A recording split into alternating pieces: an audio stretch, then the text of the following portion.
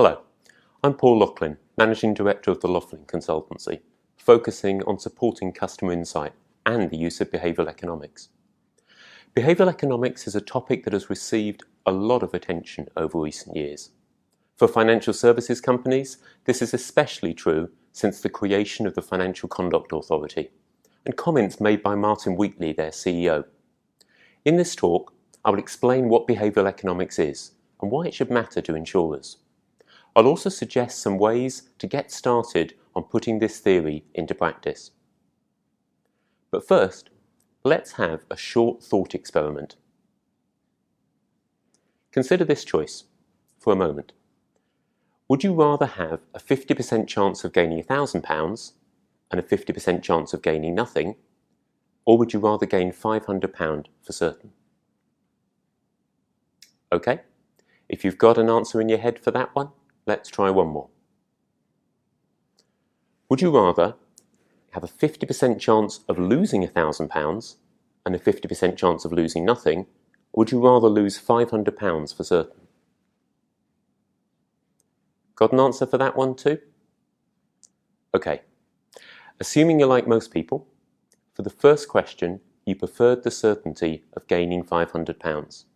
However, for the second question, you probably preferred the gamble, where you had a 50% chance of losing nothing. The interesting thing about those questions is that classical economics, which assumes we all act as rational agents, would expect consistent choices or no strong preference. You should either want the sure thing in both cases or the gamble in both cases. The reason, according to economics, is because for both questions, the likely outcome, or what they call the utility value, is the same for either choice. That is, a £500 gain in question 1 and a £500 loss in question 2. So why might you have felt a different preference for taking a chance between the two questions? This is probably because of unconscious biases. These have been studied for over 3 decades now. A large number of research studies into decision making have identified unconscious but predictable biases. For example, in the first question, what is called risk aversion bias could be causing a preference for a sure thing. In the second question, what is called loss aversion bias could be causing a preference for a gamble to escape the pain of loss. Now, that is just a trivial example of what behavioural economics is all about. But hopefully it illustrates that, at its simplest, behavioural economics is just about how we make financial decisions. That said, I suspect the majority of you have at least heard of behavioural economics. In recent years, the success of popular books on the subject have ensured plenty of media coverage and social media debate on implications and appropriateness. Easy-to-read books, as introductions to the subject, have included Nudge by Richard Thaler. More comprehensive and challenging is a classic text like Thinking Fast and Slow by Daniel Kahneman. Both are well worth reading, but there are now many others to choose from. What makes this subject of greater relevance to our industry, however, is the influence of behavioural economics on the thinking of both the UK government and the Financial Conduct Authority. Government policy is being influenced by the work of their Nudge unit. Meanwhile, the FCA has commented that it expects companies to consider how their customers actually make decisions. Daniel Kahneman, one of the fathers of this discipline, simplifies our decision-making into a model that recognises 2 modes of thought. The first is called intuition, fast thinking, or system 1.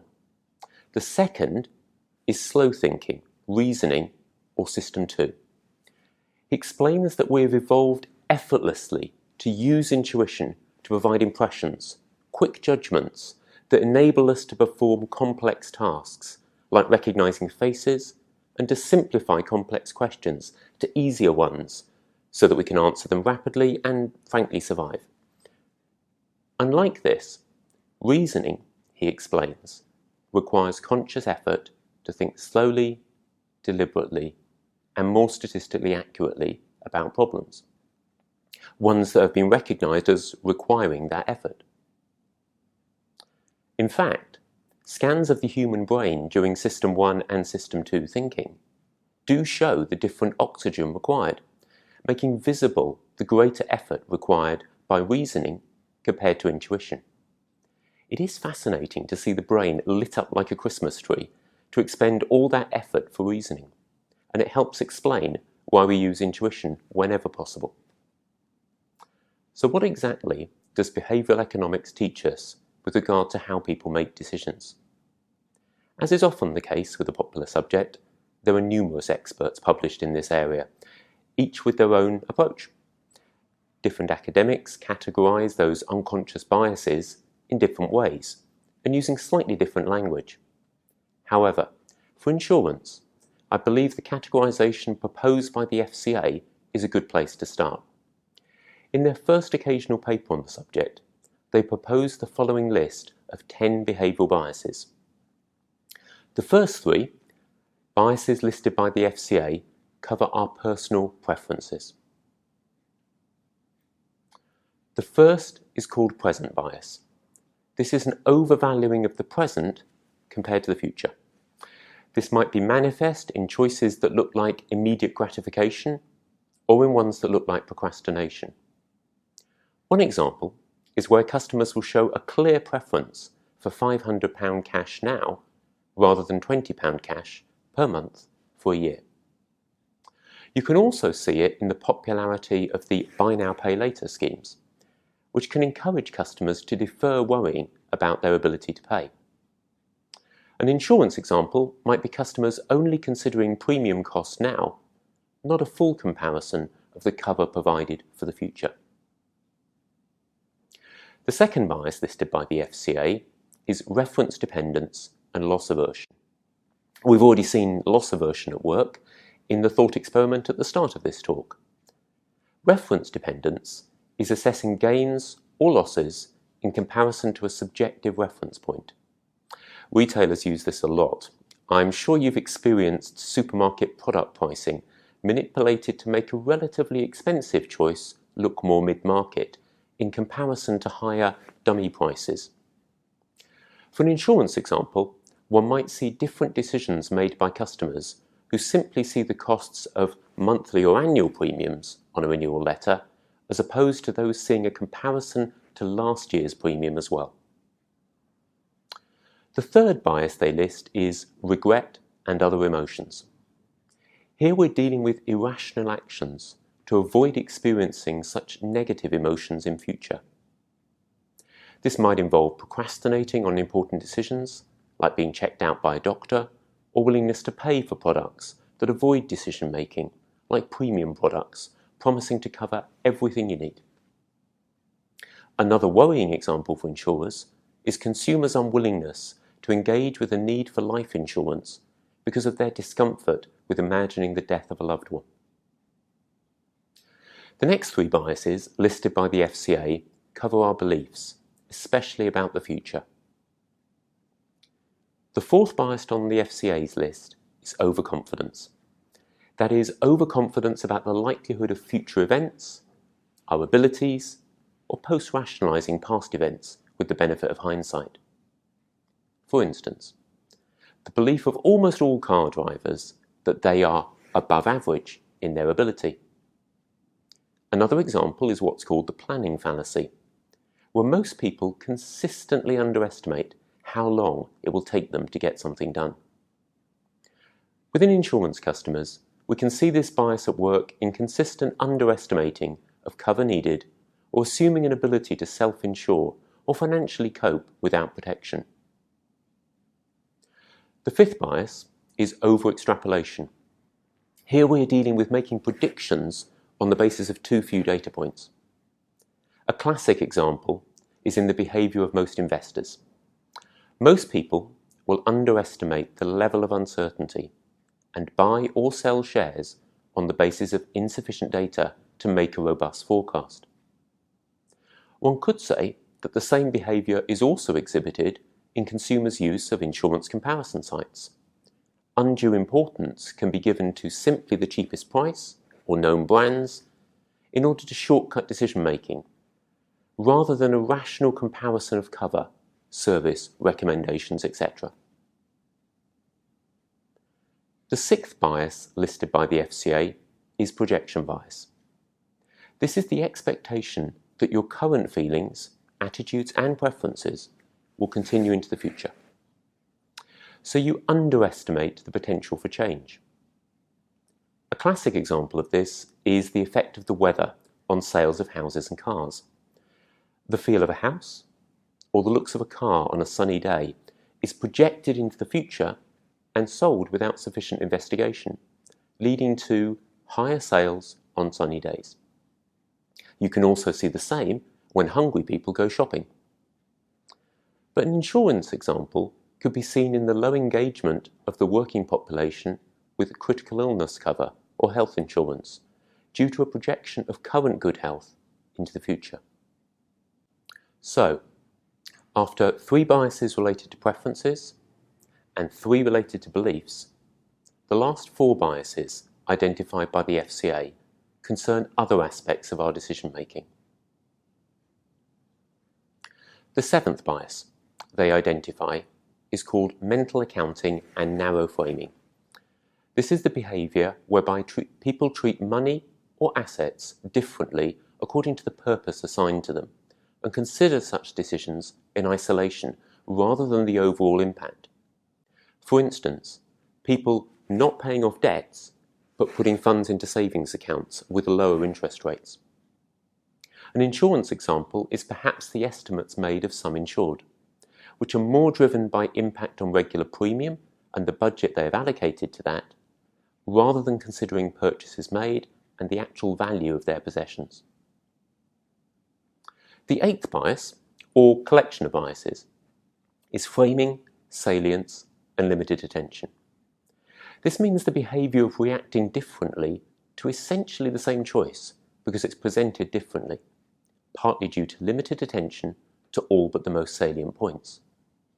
For example, shoppers are more likely to buy meat labelled 75% lean than meat labelled 25% fat. It's also a fact known by waiters that diners are most likely to buy the second least expensive wine on the menu. So that is actually the one they want to sell you. For an insurance example, I've seen the different responses to home insurance renewal letters when the same information is presented in different ways. Simpler presentation, which causes the most important information to be salient, can change engagement and action. The 9th, penultimate bias, called out by the FCA, is decision-making rules of thumb, or heuristics. This is the tendency to simplify complex decisions by choosing more familiar, status quo, or less ambitious questions instead. An example is where interviewers will choose candidates most like known colleagues, or be swayed by stereotypes.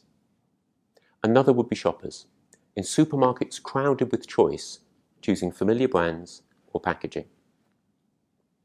For insurance, one sees customers simplifying many decisions in this way. For instance, is my pension fund performing well, and do I need to increment my contributions to achieve my goal?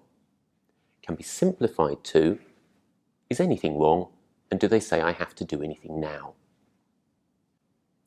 The last, 10th bias listed by the FCA is persuasion and social influence. This behaviour includes being persuaded because a seller is likeable or comes across as a good person, plus examples of people being unduly swayed by apparent social norms, like increases in recycling due to the council sharing the percentage of others in your area who are doing this. Such a use of communicating apparent social norms has also been used, with some success, to combat smoking and excessive drinking. For insurance, the change in consumers assuming that they should use comparison sites to shop around because of an impression that everybody does so now has been influenced by consistent advertising on TV and other media. It's interesting to see this reflected in post-rationalising by customers, even if they actually made the buying decision first and then found some evidence on a comparison site to enable them to justify their choice afterwards. So, there we have a short overview of the many biases experts have identified, usefully shortened by the FCA to those most often identified as at play in relation to financial services. Given that the biases I've just listed simply seek to reflect how consumers normally make choices in many aspects of their lives, why has this become such a hot potato for the Financial Conduct Authority? In other words, why should it matter to you? To explain the relevance of these theories to insurance, the FCA have highlighted 5 reasons why insurance customers are particularly likely to be at risk from behavioural economics biases. These are: most consumers find insurance products complex and boring, which I'm sure we'd all acknowledge is sad but true. Many insurance product decisions require assessing risk and uncertainty, thus requiring accurate forecasting, which we've seen as a pitfall. Insurance decisions often require trade-offs between the present and the future, playing into that difficulty with present bias. Many insurance decisions are emotional, including the role of fear, which again we've seen as a cause of procrastination or avoidance of regret. Finally, it can be difficult for consumers to learn about insurance products due to infrequent interactions and a potentially long delay or no experience of the risk being mitigated. So, unlike investors, whom some studies have showed can be trained to think like a trader and reduce the effect of some common biases, unlike them, insurance customers don't have those times to learn. As you've hopefully seen in that list, many aspects of insurance decisions overlap with the danger areas highlighted in our list of 10 biases. Given all those reasons, it seems very appropriate for the CII to be focusing on this topic. Now, most writers acknowledge that an understanding of biases at work in consumer decision-making can be used to either encourage improved decision-making or to manipulate an unwary consumer into a suboptimal decision, one which benefits the seller. This fact is not lost on the FCA. In their first occasional paper on behavioural economics, they state, "Firms play a crucial role in shaping consumer choices through product design, marketing, and the sales process. Much consumer detriment arises as firms design and sell products that benefit from consumers not overcoming mistakes or at times exacerbating mistakes." The FCA has also published a rather colourful list of names for early warning indicators that would cause them to investigate further. I think the language used in this list clearly shows the view the FCA takes of such activity. That colourful list is rip-offs, meaning products with uncompetitively high margins; suckers, meaning products with profits concentrated in a small group of consumers; bargains, meaning innovative products that appear suspiciously cheap; traps, meaning contract features that appear to target behavioural economics biases; regret, meaning reported or potential customer regret about the purchase; folly, meaning customer choices appear to be out of line with common sense; confusion, meaning observed or likely customer confusion. Such language could lead one to believe that a witch hunt had begun for insurers dabbling in the black magic of behavioural economics biases. Contrary to that view, my personal experience of working with the FCA's behavioural economics team is of a collaborative approach. This involved testing and learning together which biases are at play in consumer behaviour. Then discussions can start on appropriate mitigations that providers or policymakers can make to encourage better engagement by consumers, leading to better outcomes for them. I would encourage any insurer thinking about better understanding this topic or testing potentially improved communications or experiences for their customers to read the FCA's papers and consider working openly with their team. Whilst on the topic of recommendations, I'd like to address 3 points briefly. The first is to respond to the recent spate of articles critiquing behavioural economics. These have largely been addressing overhyped expectations, as is normally the case once any new field of study or innovation becomes popular. Some have, fairly, pointed out cases where nudges do not appear to have worked and direct intervention has been required. Most of these cases have been in the field of public policy decisions by governments, but they do help highlight that overcoming inertia or apathy is challenging. However, none of these articles have disproven the reality of irrational biases at work in perhaps the majority of our decision making. They simply show that there's no simple mechanistic solution to changing people's behaviour. At the risk of an oxymoron, behavioural economics in practice is not an exact science, so responses will require trial and error to find a solution that works best. I would also encourage appropriate use of behavioural economics understanding alongside customer insight disciplines. If I had one criticism of agencies who are pioneering application of behavioural economics within financial services firms, it would be that they can tend to seek to discredit traditional consumer research by citing the unreliability of self-reporting. Given that over many years I have seen the benefit of converging both consumers' perceptions from research and behaviour from data analysis to create stronger insights for product designs or communications, I'm sceptical of such a knee-jerk reaction. Ironically, I find that it's actually researchers who most readily understand behavioural economics and apply this to both research design and interpretation. It can be more helpful to recall that consumer research methods and behavioural economics are both offspring of the study of psychology and can complement each other in practice. Behavioural economics brings helpful cautions and challenges to both research design and interpretation of self-report.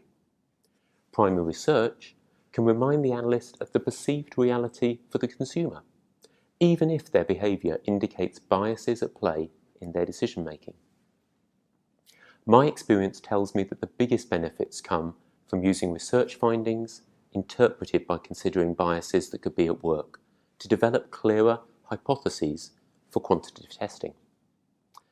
That testing should then be undertaken through experimental design and statistical data analysis. So, any real-life application of this topic should include the use of both research and data analytics to first hypothesize and then test how consumer behaviour can be influenced. In recent years, the discipline of customer insight has developed into more and more companies seeing the benefit of bringing their research and analytics teams together. This is helping with developing deeper insights and joining up with database marketing for acting on those insights. It should also mean that this new generation of customer insight teams is ideally placed to help the organisations they serve apply behavioural economics in practice. The Laughlin consultancy is seeing the benefit of that approach, and I'm sure other consultancies that help companies with this challenge are as well. At the start of this talk, I promised to share some tips on how to start putting this theory into action. The first challenge is, of course, to identify an area of potential consumer detriment on which to focus. Existing customer insights and feedback should help here, and I would always advocate reviewing the opportunities with your customer insight leader first.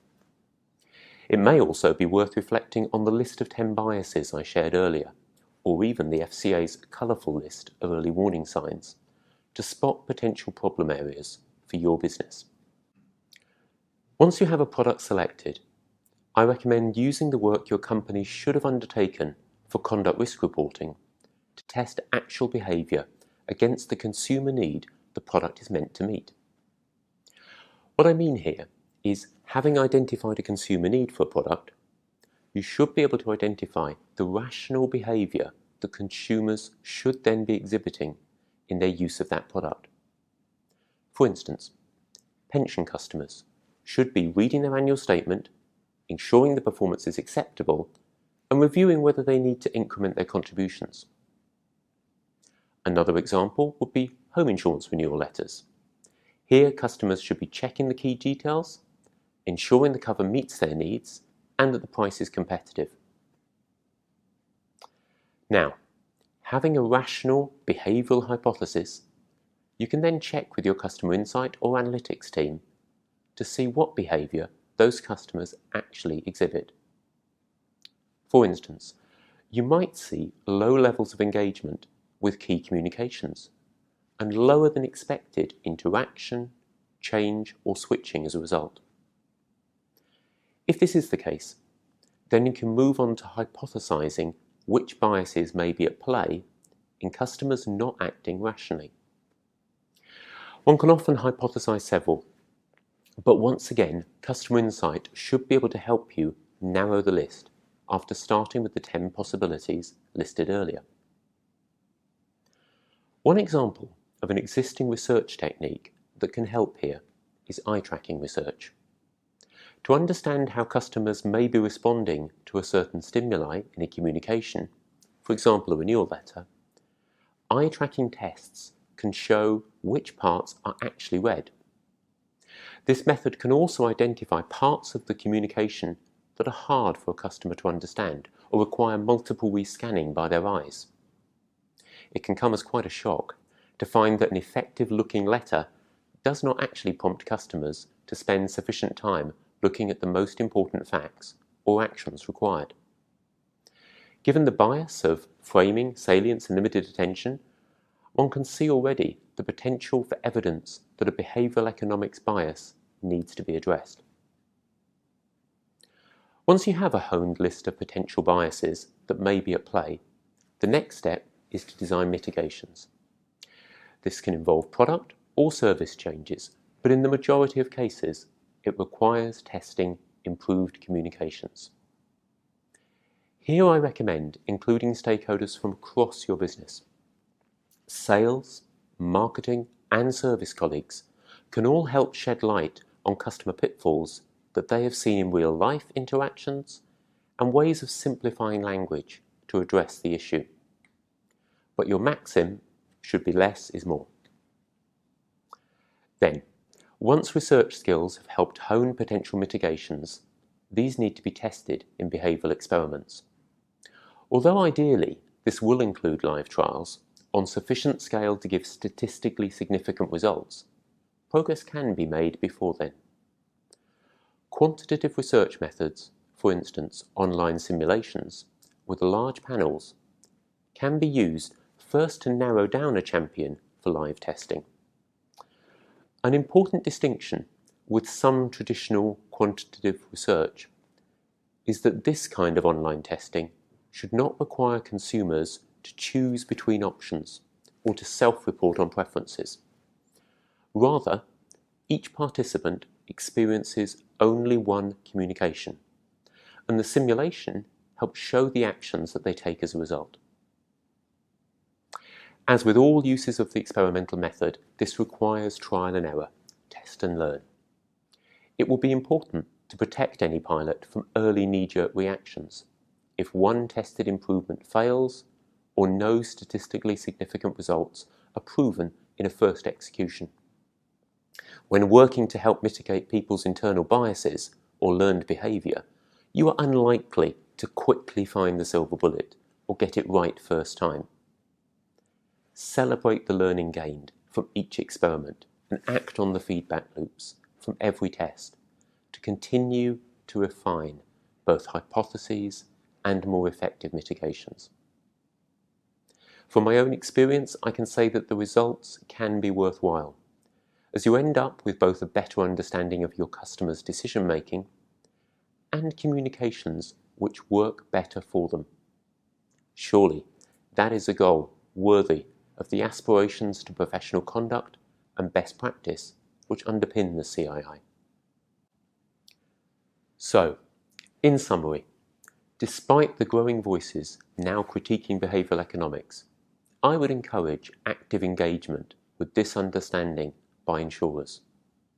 Most valid criticisms are really countering overhyped claims for the benefit of behavioural economics, or assumptions that this can lead to a simple one-size-fits-all model. I hope the brief explanation which I've shared with you encourages you to engage with behavioural economics. Doing so can be a fascinating endeavour, as well as beneficial for your business and customers. When approached as both an art and a science, I foresee potential for both better outcomes for insurance customers and an opportunity for useful cooperation with one of our regulators. I wish you well in delivering such an outcome. Thank you for listening, and goodbye.